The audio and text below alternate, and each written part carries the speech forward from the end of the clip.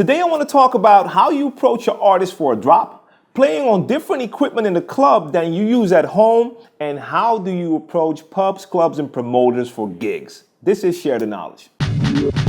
For the last 22 years, I've been rocking stages, playing in clubs, and having a lot of fun as a DJ and turntablist, and I've seen and learned a lot.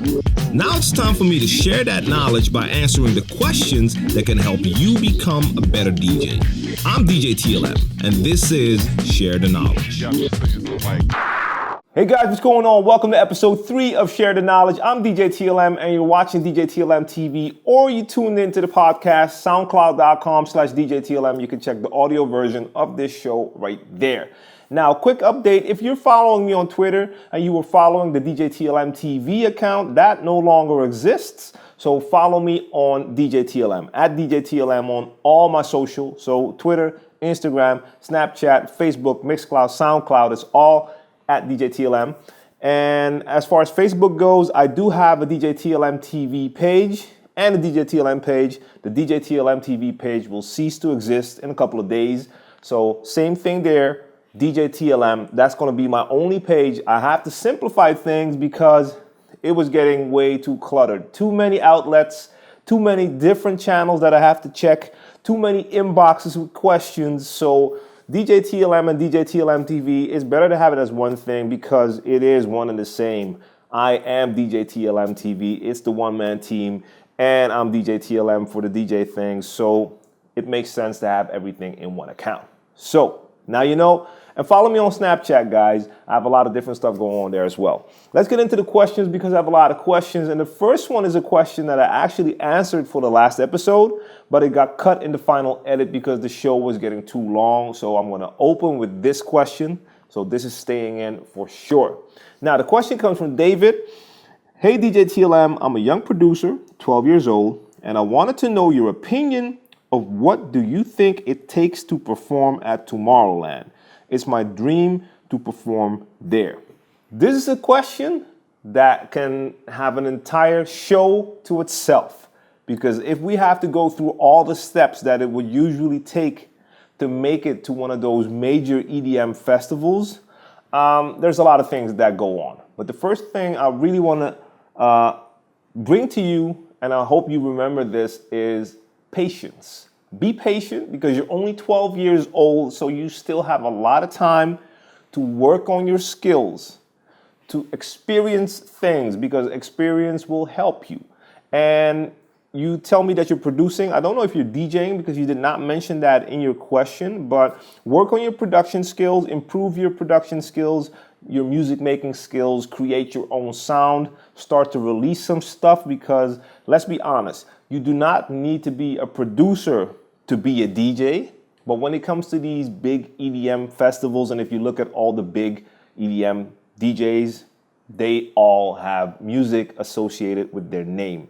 They don't always produce it themselves, but it's definitely a key to their success that they have, their singles that they release, and people really come because they know their music. So work on your production skills and definitely work on your DJ skills. And once your skills are up to par, start doing little parties. Get used to playing in front of people, because you have to imagine that patience is your friend right now, because you have a lot of years that you can really evolve into a good DJ. Because if I had the power to book you for Tomorrowland, which I don't get it twisted, guys, don't start sending me emails, but just imagine if I could have you play at Tomorrowland next year, you wouldn't be ready.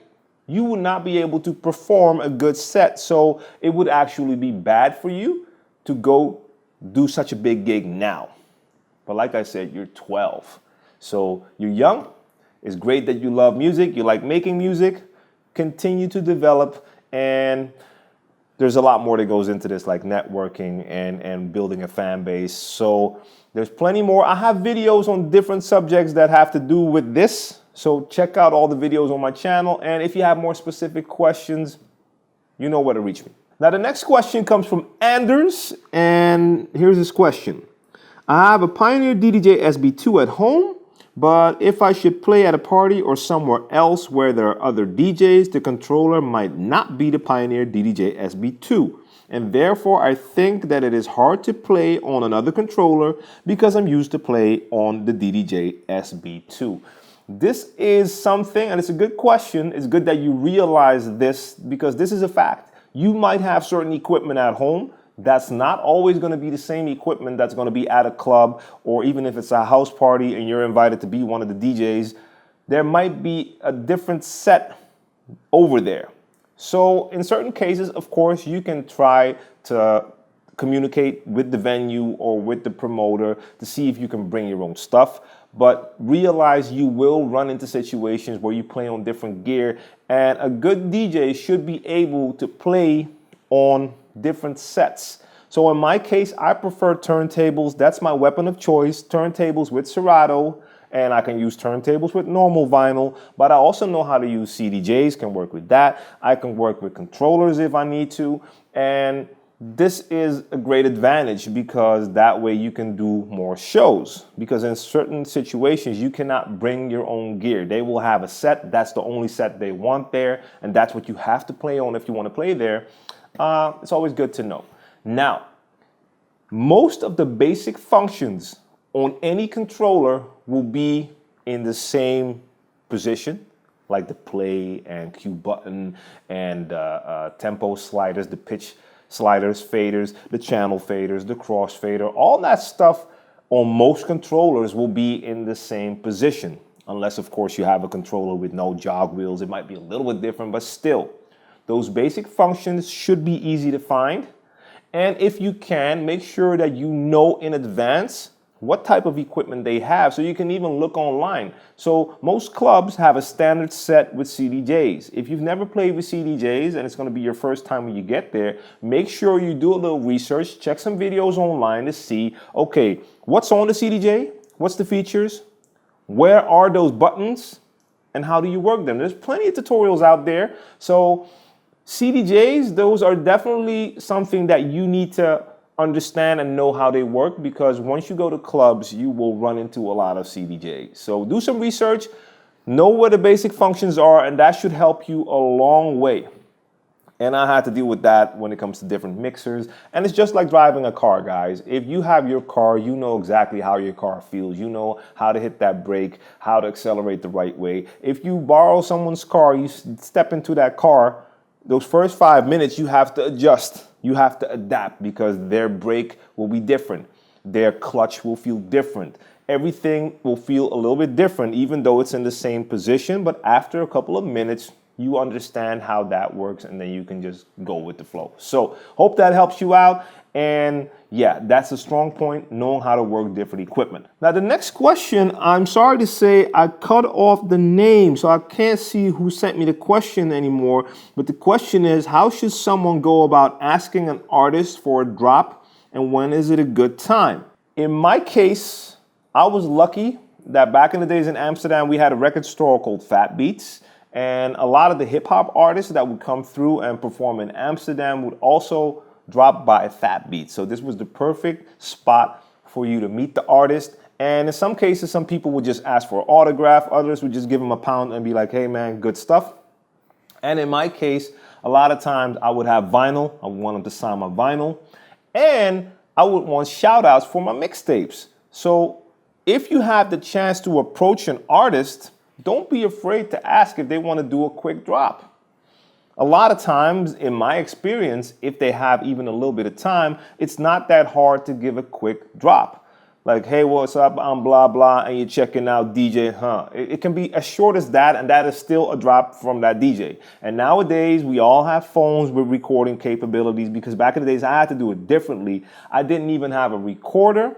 I had a old school type of cell phone, and at home, I had an answering machine.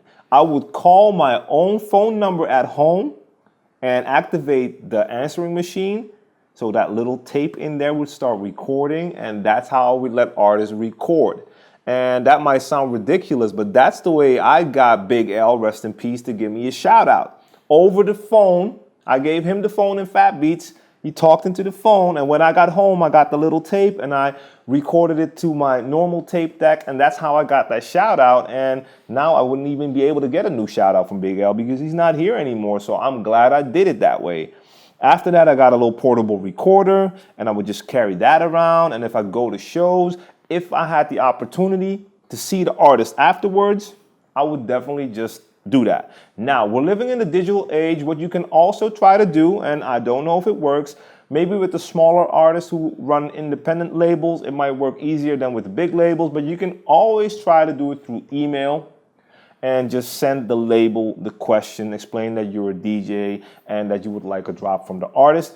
It might work. It never hurts to try. So that's also an option. But if you have a chance to approach an artist, don't be afraid to ask. Why not? I received questions from two different people, but it's about the same question, so I'm taking this one first. And the question is, nowadays, how or what would be the best way to approach clubs around your area?